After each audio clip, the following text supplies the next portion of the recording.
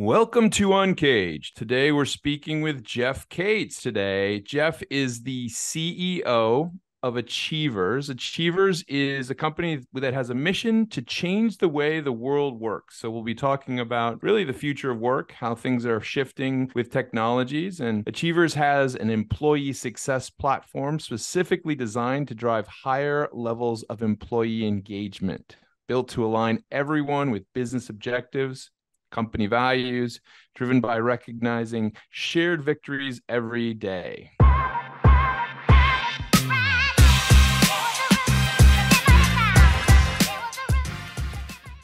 We'll get into the Achievers story and really how they are leading the way in the market right now. But before we get there, Jeff, tell us a little bit about you and your career. Sure. Yeah. I'm father of three, married for 26 years. Congratulations. I'd say start there, but from a business perspective, I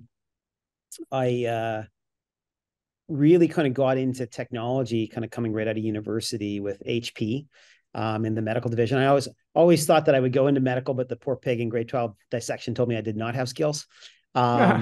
When the opportunity was there to go into medical at HP, I thought Godfathers of the Valley and medical with that dissection. And much of my leadership approach comes from that original HP way, what Bill and Dave really founded much of the Valley on. I spent 15 years there in a variety of roles: product management, program management, biz dev, sales, marketing. In the end, I ran the consumer business for HP Canada.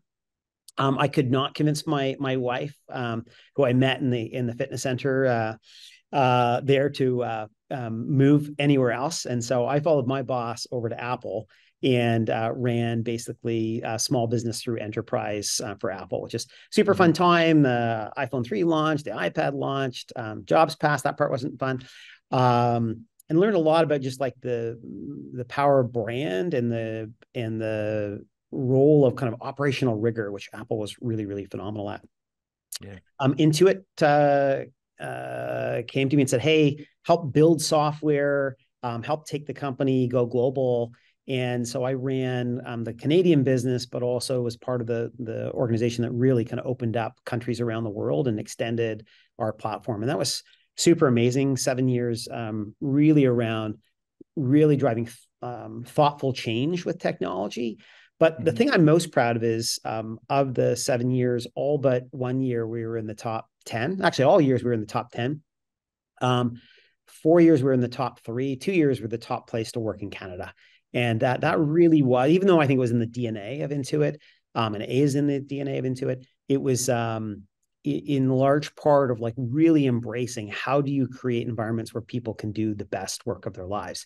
Yeah. And so that actually kind of led me to where I am now, which is I just really fell in love with that mission of like, hey, we spend so much of our time at work, and so much of our like our connectivity, our feeling of worth in many ways, our relationships we've got is driven off of that. How can technology play a role in helping to build better cultures and build better people leaders? And so that mission that you mentioned, how to change the way the world works, is what kind of got me to Achievers. And it's been just a phenomenal ride. I've been here now for close to 4.5 years. Yeah. So tell me more about Achievers. I see that you've been there since 2019. What a ride. You've lived through the pandemic with this thing, but tell me more about what Achievers is and what you and the team are building. Yeah, the company was founded in 2001, originally called I Love Rewards, which kind of spoke to the focus. At the time, it was like pins, pens, and trophies would be out. People would want a kind of personalized way to receive rewards. And the company did really well during that era. But the data started coming in saying that reward matters, but reward tends to be fairly, has a short-term impact to how people really feel or operate or feel about other people. What really drives behavior is positive reinforcement. And so at that time, it was always like reward and recognition. So essentially, your recognition was being throttled by your reward. And so the company really flipped the bit on that to say, how do you uncouple those and really make it about positive reinforcement or values alignment to recognition? And led that way for now over a decade, really anchoring around most of your focus should be around aligning people, giving positive reinforcement towards behaviors, and only occasionally using it for the reward component. 70% of the recognitions on our platform have no monetary reward on them. Wow. So that's been kind of a big focus. We've gone into other categories like voice of employee, employee connections, which is a new product that's an algorithmic matchmaker, some other really cool things like that. But at the core, our primary area of making an impact in the world is around that, like unlocking the power of positive reinforcement.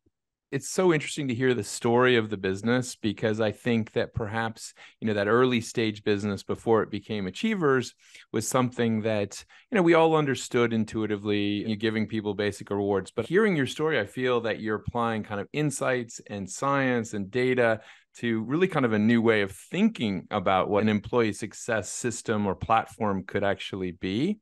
Yeah. And I think, one of the things that you mentioned to me, Jeff, and congratulations, here you've been winning several awards. And one of the big things I think that comes out is that people actually use your technology. Yes. So, Yeah. so tell me how you do that. Yeah. We've won two kind of notable. One is the Everest, which is the main kind of analyst that covers our category. They gave us the star rating for 2 years in a row, which is one of two companies in about a 20 plus set competitive list. And really they anchored around like technology leadership to drive real business outcomes. And then more recently, we won Baker's Dozen, HRO Today's Baker's Dozen. And that was interesting because that came out for service, but like high level of service, which we anchor on because we're in more of an enterprise class company. But they also hit on that point you just said. It's like actually building technology that people use, which I think really, really matters. Yeah, there's three kind of core areas that we focus on. One is leadership science or workforce science to make sure that what we're developing is truly making an impact, like truly aligned to like making a difference in that vision we've got. So the Achievers Workforce Institute, which is our research and development arm, they're doing a lot of leadership science studies, both commercial based and kind of primary based. They give us the framework and insights around leadership development, and then we inject that into the technology. And so there's lots we're doing around technology, partner with other companies like Google and Microsoft. But really where we're anchoring predominantly with the technology is like, how do we help nudge behaviors? How do we help a leader know that, gosh, if you just do that, that will be impactful. And like, here's why. And now just go do it. And that is really, really powerful. When you can take workforce science and then like inject that into technology and actually guide people, you can truly make a difference. The third area that we focus around is community, which is our CS team. We have a very high service model, because if you don't have a CS org that's priming, like how do you apply the technology? What are the different things that matter to you? Maybe it's diversity or belonging or improving safety or improving customer sat scores.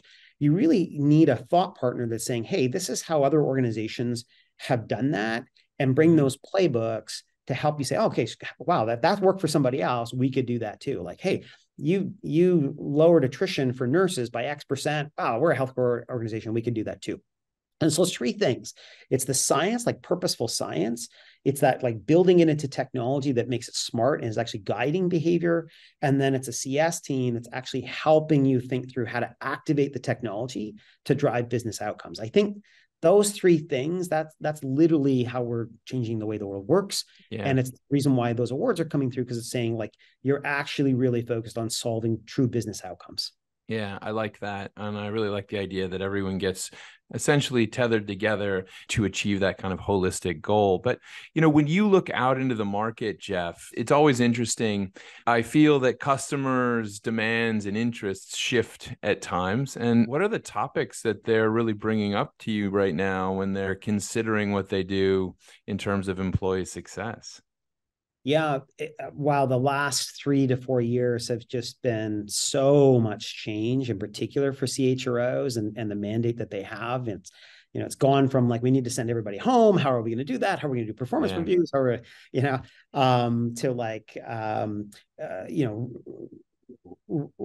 thoughtful change around things like diversity and racial concerns, all the way to back to like, how do we bring them back in the office? So there's been so many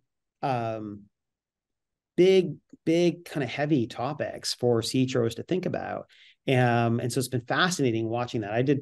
Done over 100 roundtables with CHROs across the globe over the last 2 years, and just hearing the topics every single quarter and how much they changed. It just speaks to like what that world has been. Now, I think what's very topical, there is like still a concern around economic downturn, like, consolidation of software, making sure that we're really thinking around the user design and user experience for employees to make sure that they're, actually taking advantage of the things that organizations are investing in, not jumping between a number of different apps that you've loaded onto a system.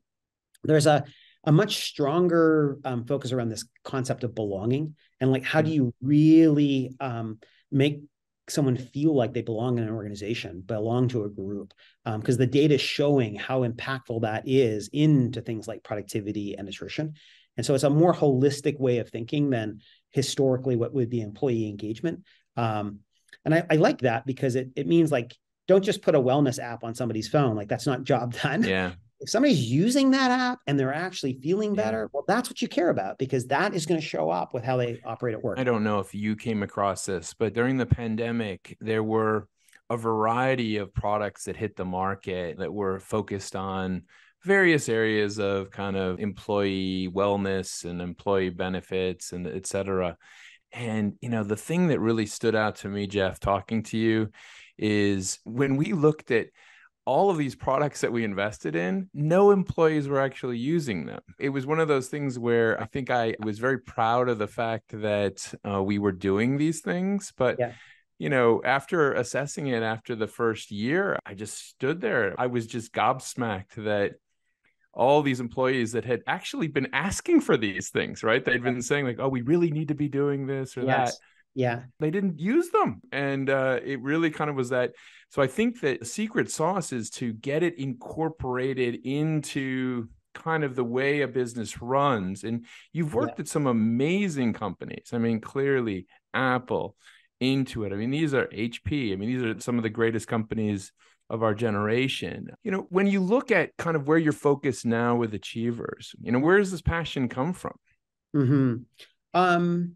I think it goes back to what I'm so proud of from the Intuit days of like, how do you truly make environments where people can do the best work of their lives, that they truly feel like they belong, that they're anchored around, driving outcomes with teams.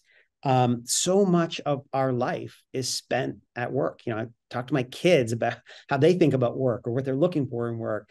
I talk to young people that are, not even coming into an office. They barely know the people around them, and the role that work can become of just very transactional versus, I view my experience like HP, especially HP and Intuit, things like employee resource groups weren't just a way to connect with like people. That was great. That was wonderful. That was fantastic. But it was also these opportunities to actually learn about cultures, about religions. And so I think great companies don't just view like, how do I help get like an outcome out, but they're actually embracing this thought that we have this forum to help build better people, better leaders, better people. And so I've been privileged to be in technology companies that have largely had this kind of perspective of like, how do we actually embrace the whole self? But I feel like, the world in general will be in a better space if that's how we as business leaders are thinking, and embracing the ways to do that, the best practices, the technology, to do that. And I think ultimately that makes a massive difference in the world. Whether it's how you show up at work, or like, you all know, if you've had a bad day and you get home, you're going to show up differently at home too.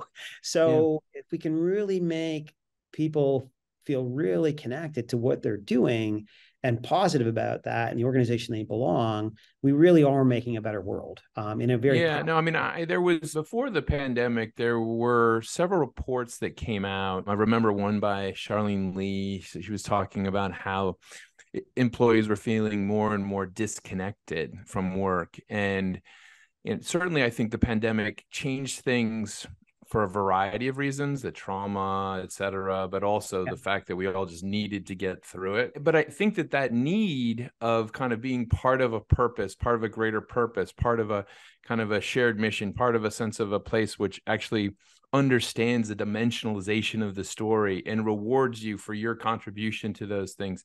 Those are really key elements going forward for sure. And so when you look at the landscape over the next couple of years, how do you think the space is going to evolve? Yeah, I think just quickly, one of the areas that I'm really excited about. Ultimately, you want to. There's an element of bringing people physically together, and we're seeing kind of a resurgence of people back in the office in some form, hybrid. And I think that's important.